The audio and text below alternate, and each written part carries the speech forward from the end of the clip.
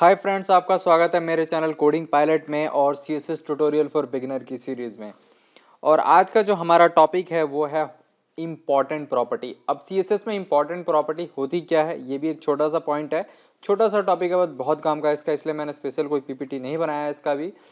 Important property का क्या है कि हम जहाँ पर भी एलिमेंट है, चाहे कोई एलिमेंट है या हमने हेडिंग में लगाया है या सेक्शन में उसको डिफाइन किया है, एज ए सीएसएस यूज़ किया है, और कोई भी प्रॉपर्टी के वैल्यू के सामने हमने लिख दिया इम्पॉर्टेंट, तो भाई उसका मतलब है कि उससे कोई भी प्रॉपर्टी जो आप बना लो वो इम्पॉर्टेंट वाली ही एग्जीक्यूट होगी।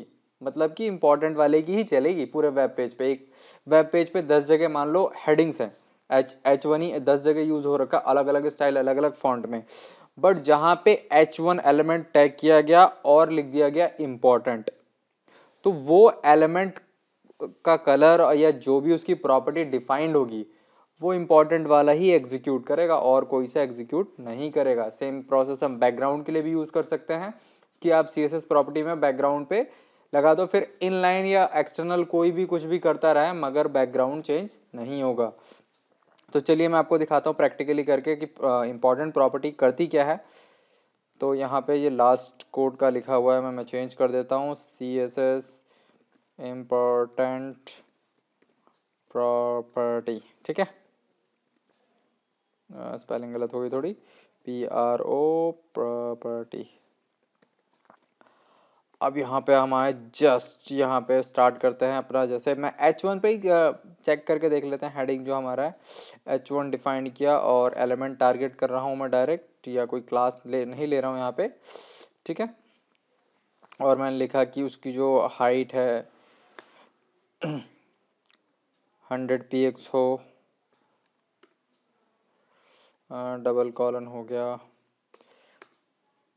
ठीक है इसका। और जो फॉन्ट हाइट है, फॉन्ट हाइट भी, फॉन्ट स्टाइल भी लगा देता हूँ मैं इटैलिक, और फॉन्ट साइज लार्जर, ठीक है। और मैं यहाँ पे जो फॉन्ट साइज है ना, इसको मैं यहाँ पे कर देता हूँ इम्पॉर्टेंट। यहाँ पे मेरा आएगा एस्ट्रिक इम्पॉर्टेंट, ठीक है। अब भाई साहब पहले मैं इसको नहीं बिना लगाए दिखाता हूँ आपको, तब आपको ज़्यादा क्लियर रहेगा, ठीक है। और इस डिवीज़न के अंदर मैं डिफाइन कर देता हूँ एक प्रॉपर्टी, और इसको हटा देता हूँ मैं, ये पिछले कोड का है, मेरे पिछले लेसन का है। और यहाँ पे जस्ट मैंने किया H1, क्योंकि मैं H1 को टारगेट कर रहा हूँ। टारगेट करने का मीन्स मेरा यहाँ पर है कि यहाँ पर CSS का जो प्रॉपर्टी है मैंने डायरेक्ट एलिमेंट यूज़ किया है। तो एलिमेंट में जो भी होता है वो हम डायरेक्ट यूज़ कर सकते हैं, और एलिमेंट का मतलब है कि डायरेक्ट उस एलिमेंट पे इफेक्ट करेगा। Hello CSS important property. और इम्पोर्टेंट प्रॉपर्टी में कभी भी कंफ्यूजन हो ना, तो दिमाग में कर लेना कि भाई जहाँ इंपॉर्टेंट प्रॉपर्टी लगेगी उसी की चलेगी, मतलब वो पेज का दादा है, फिर वो किसी की चलने ही नहीं देगा, अपनी चलाएगा। ये सिंपल तरीका है इंपॉर्टेंट प्रॉपर्टी को समझने के लिए, ठीक है। ये बार बार जो आ जाता है यार। अब यहाँ पे मैं चलता हूँ और यहाँ से मैं रन कर देता हूँ इम्पॉर्टेंट प्रॉपर्टी। अभी नॉर्मल है, इम्पॉर्टेंट प्रॉपर्टी नहीं लगाया मैंने। अब ये देख लो यहाँ पे ये चीज़ आ रही है। अब मैं मान लो एक कलर इफेक्ट दे देता हूँ यार, जो बहुत ज़रूरी है समझने के लिए, कलर रेड, ठीक है। और यहाँ पे क्या क्या रिफ्रेश किया, अब देखो रेड है, यहाँ पे रेड है। और मैं एक और प्रॉपर्टी यहाँ पे बनाता हूँ H1 का ही जो होगा, मैं कॉपी कर लेता हूँ इसको ही पेस्ट कर दिया मैंने, और यहाँ जस्ट यहाँ कॉपी किया मैंने और यहाँ पे पेस्ट कर दिया।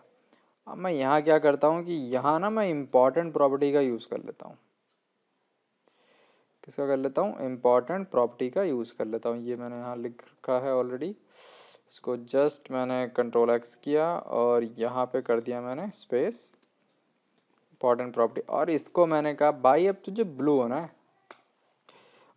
अब मेरे हिसाब से और कोड के हिसाब से भी अब ये ब्लू वाला एग्जीक्यूट होगा, ये H1 एग्जीक्यूट ही नहीं होगा, ये जो प्रॉपर्टी है। अब हमने क्लिक कर दिया, देखो ब्लू है, मतलब कि जहां आपने इंपॉर्टेंट प्रॉपर्टी लगाई। अब देखो मैं आपको एक और चीज़ दिखाता हूँ, यहाँ फॉन्ट जो है ना, मैं इसको 100 px करता हूँ। अब इफेक्ट देखना, कुछ नहीं हुआ। शायद से वो पूरा क्या है कि इस प्रॉपर्टी से कंट्रोल हो रहा है, ये वाला जो है जहाँ इंपॉर्टेंट लग गया है। ठीक है, तो होप सो आपको इंपॉर्टेंट प्रॉपर्टी समझ में आ गई होगी। मैंने सिंपल टेक्स्ट पे करके दिखाया है और आप कहीं पे भी यूज़ कर सकते हैं, एक सेक्शन में भी यूज़ कर सकते हैं, बैकग्राउंड में भी यूज़ कर सकते हैं और कहीं पे भी यूज़ कर सकते हैं। बट माइंड में इतना रखना हमेशा, जब भी आप इंपॉर्टेंट प्रॉपर्टी डिफाइन कर दोगे तो इंपॉर्टेंट वाला ही काम करेगा और कोई सा प्रॉपर्टी काम नहीं करेगा। कभी कभी केस में क्या होता है कि मुझे एक एलिमेंट को टारगेट करके चेंज करना होता है बहुत सारे पेजेस पे, तो मैं इन प्रॉपर्टी को भी मैं चेंज कर दूंगा तो मेरा इंपॉर्टेंट वो हो जाएगा। ठीक है, तो अगर आपको वीडियो अच्छी लगी हो तो लाइक करें, शेयर करें, सब्सक्राइब करें। Thanks for watching.